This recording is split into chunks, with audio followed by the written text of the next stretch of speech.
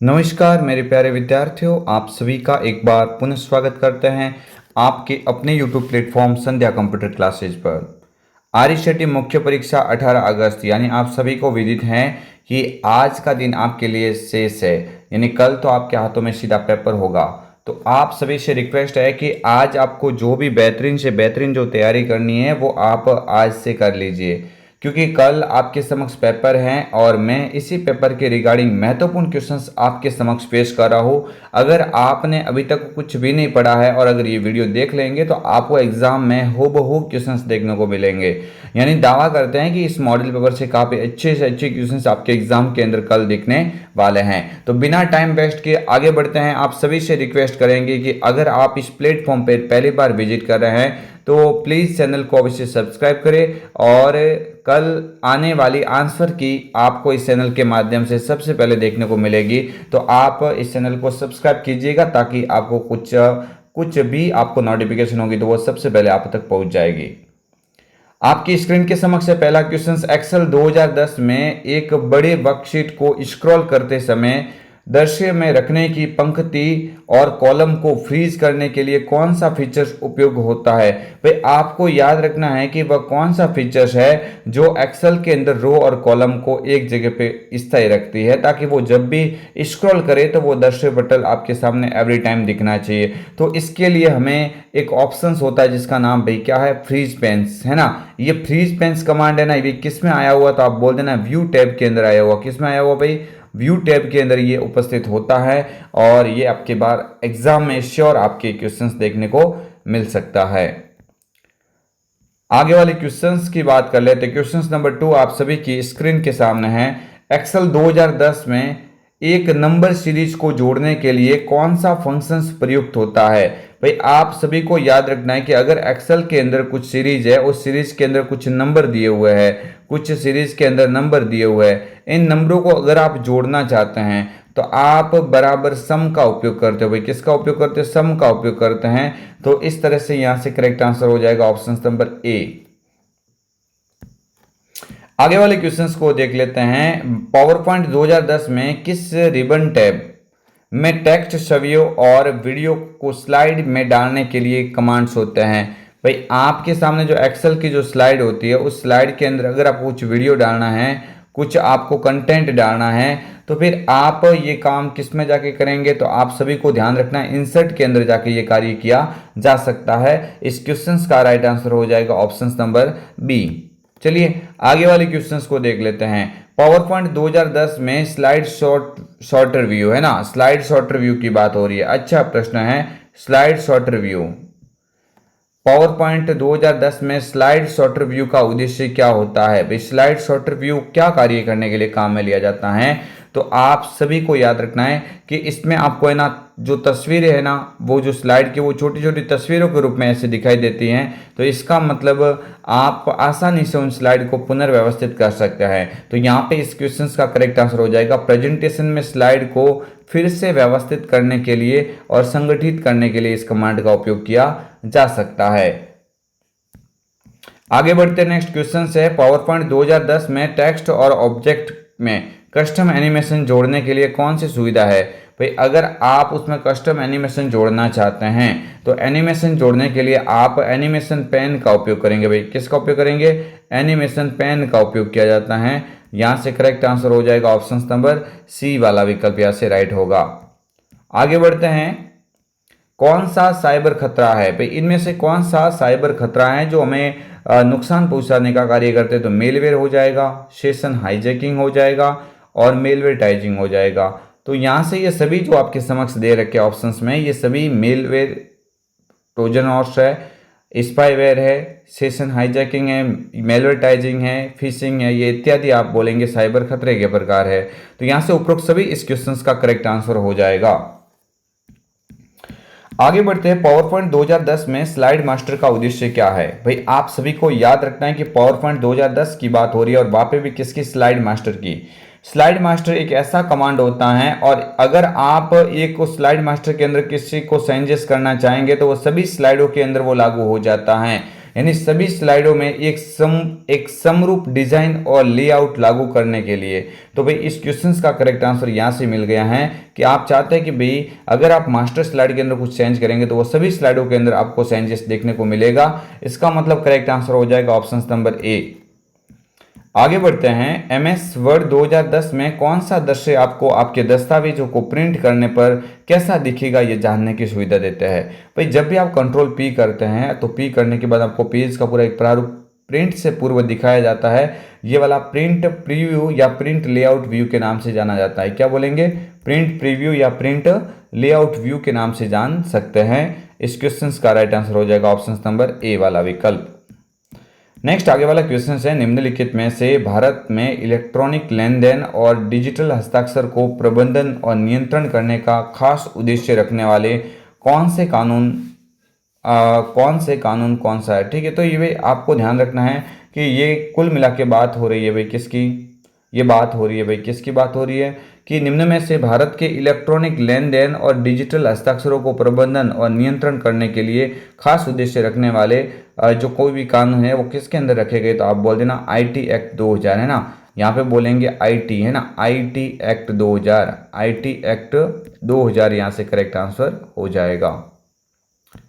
आगे बढ़ते हैं। नेक्स्ट क्वेश्चन आपके स्क्रीन के सामने, एक विंडोज ऑपरेटिंग सिस्टम में सिस्टम रीस्टोर पॉइंट या सिस्टम रीस्टोर का प्राथमिक उद्देश्य क्या होता है। भाई सिस्टम रीस्टोर क्यों करते हैं? तो आपको ध्यान रखना है कि समस्याओं या त्रुटि की स्थिति में पूर्व स्थिति में सिस्टम को वापस लाने के लिए इस एक तरीका प्रदान करता है। भाई ठीक है, आपको कोई कंप्यूटर क्रैश हो जाए या खराब हो जाए तो ऐसी स्थिति में अगर आपने सिस्टम रीस्टोर पॉइंट बना के रखा है तो उस डेटा को आप पुनः प्राप्त कर सकते हैं। आगे बढ़ते हैं। HTTP का वेब पते के संदर्भ में क्या अर्थ होता है। तो HTTP का पूरा नाम टोटली आपको याद रखना है, ये मोस्ट इंपॉर्टेंट फुल फॉर्म है, अब की बार आपके एग्जाम के अंदर देखने को मिल सकते हैं।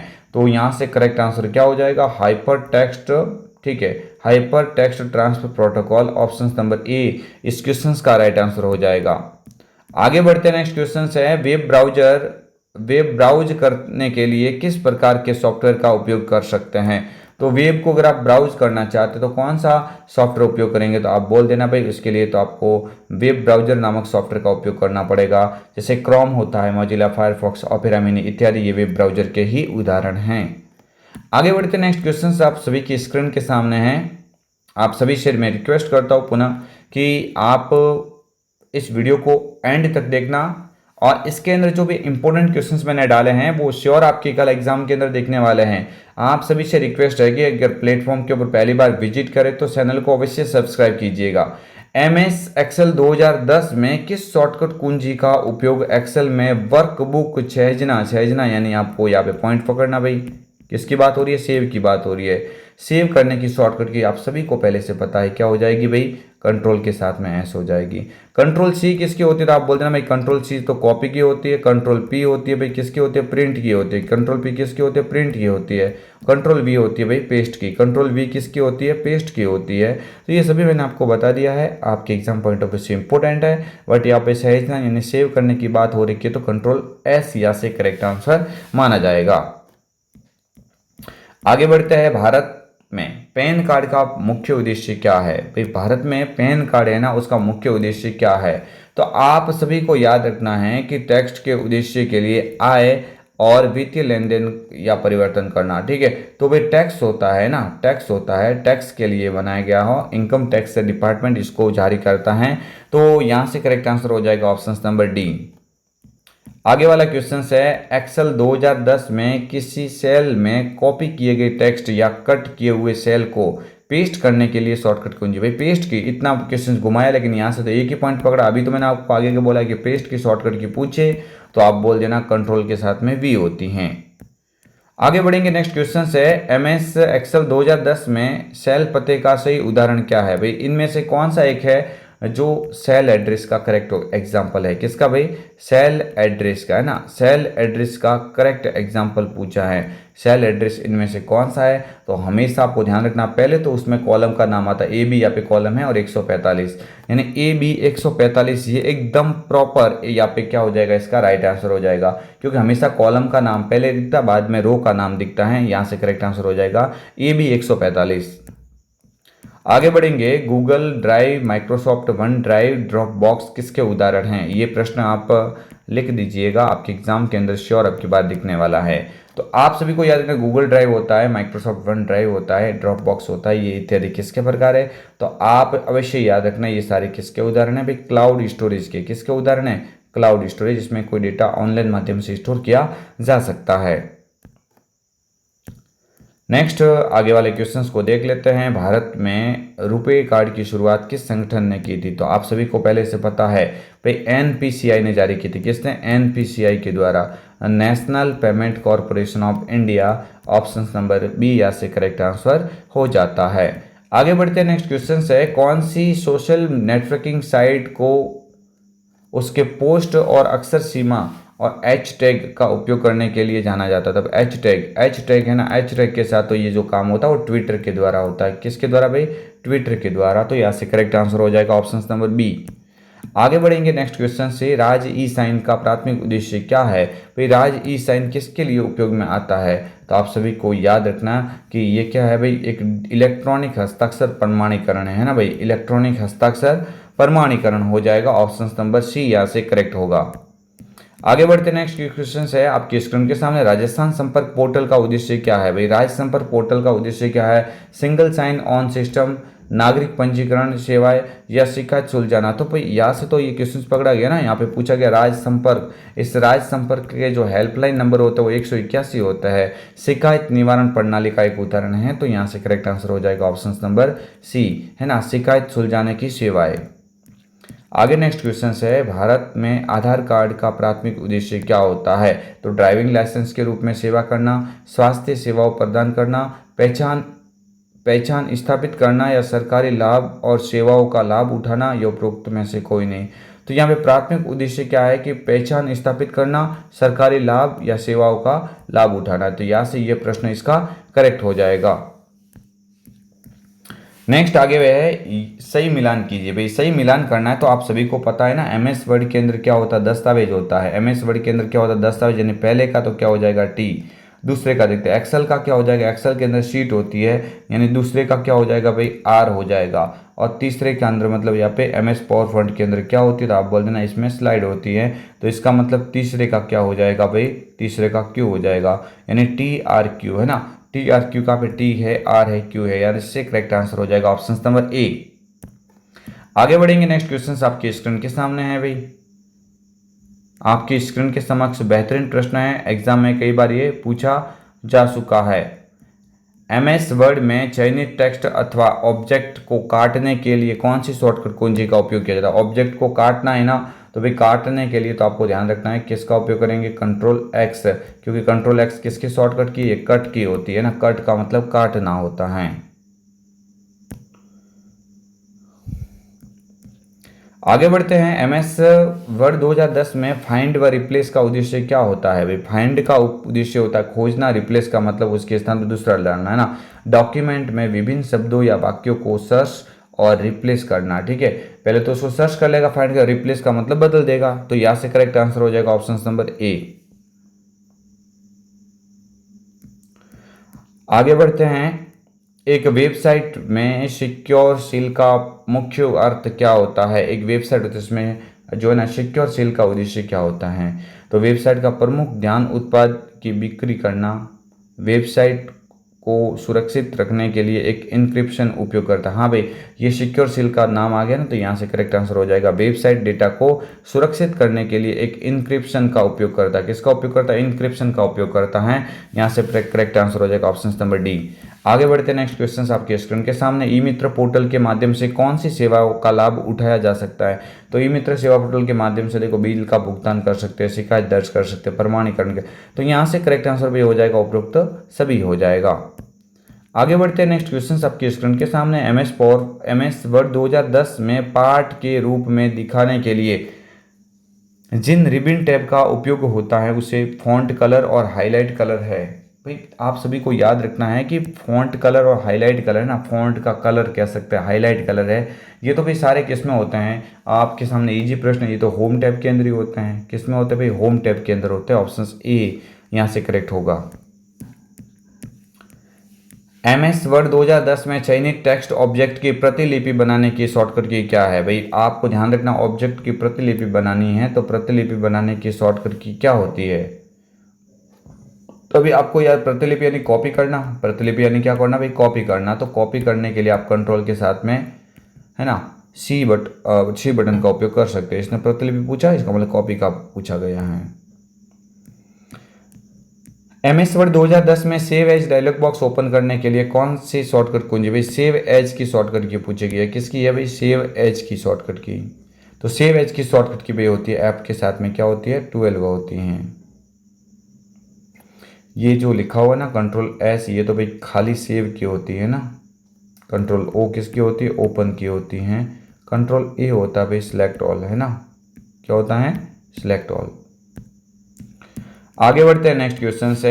एमएस वर्ड 2010 में आखिरी क्रिया को वापस लाने की शॉर्टकट की क्या है? भाई आखिरी क्रिया को वापस पुनः प्राप्त करना चाहते हैं तो कंट्रोल के साथ में क्या दबाते हैं? वही जेड यानी अंडू। आगे बढ़ते हैं नेक्स्ट क्वेश्चन से। एमएस एक्सेल 2010 में चयनित या एमएस एक्सेल 2010 में एक्सेल वर्कबुक के लिए फाइल एक्सटेंशन क्या होता है? भाई एक्सेल की जो वर्कबुक होती है उसमें फाइल एक्सटेंशन एक्सेल का पूछा गया है तो .xlsx हो जाएगा। ऑप्शन नंबर ए यहाँ से करेक्ट होगा। आगे बढ़ते हैं। एमएस एक्सेल 2010 में सेल, पंक्ति और कॉलम के स्वरूप को स्वरूपित करने के लिए आदेश देने के लिए कौन सा रिबन टैब होता है? तो भाई आपको ध्यान रखना, कॉलम और पंक्ति को आप अगर एडिट करना चाहते हैं तो फॉर्मेट का ऑप्शन कहाँ पे होता है? तो आप बोल देना ये होम टैब के अंदर ही होता है। एक्सेल की बात हो रही है, होम टैब के अंदर ही होता है। आप सभी से रिक्वेस्ट करता हूँ एक बार पुनः कि आप इस प्लेटफॉर्म पर पहली बार विजिट करें तो प्लीज़ चैनल को अवश्य सब्सक्राइब करना और आज के दिन जितने भी वीडियोज़ आपके समक्ष हम अपलोड करेंगे उन वीडियो को आप पूरी तरह से अवश्य देखते जाना। पावर पॉइंट 2010 में पावर पॉइंट प्रेजेंटेशन का डिफ़ॉल्ट फाइल एक्सटेंशन क्या है? तो आपको याद रखना है भाई, उसका राइट आंसर हो जाएगा PPTX, है ना। क्या हो जाएगा? PPTX हो जाएगा, ऑप्शन ए। और इस सेशन का सबसे लास्ट क्वेश्चन आप सभी से रिक्वेस्ट रहेगी कि आपको वीडियो पसंद आया होगा। अगर आपने वीडियो को पसंद किया है तो आप चैनल को अवश्य सब्सक्राइब करना। एक्सेल 2010 में एक सीरीज की वैल्यूज़ को ऑटो भरने के लिए कौन सी शॉर्टकट कुंजी का उपयोग किया जाता है? सीरीज को भरना है ना, वो भी किसकी बात हो रही है? एमएस एक्सेल के अंदर सीरीज वैल्यू को भरना है तो फिर यहाँ पे हो जाएगा क्या? कंट्रोल के साथ में आर हो जाएगा, है ना। तो ये थे आपके समक्ष महत्वपूर्ण 35 क्वेश्चंस। आई होप आप सभी को पसंद आया होगा। ये वीडियो आप पूरा देखना, दोस्तों के साथ अवश्य शेयर करना क्योंकि आने वाले प्रत्येक जो भी होंगे ना एग्ज़ाम्स, कंपटीशन हो या कोई भी हो, उनके अंदर आपको काफ़ी ज़्यादा योगदान मिलेगा। तो आपको हम मिलेंगे कल एक और अन्य वीडियो के साथ में। तब तक के लिए जय हिंद, वंदे मातरम, जय भारत।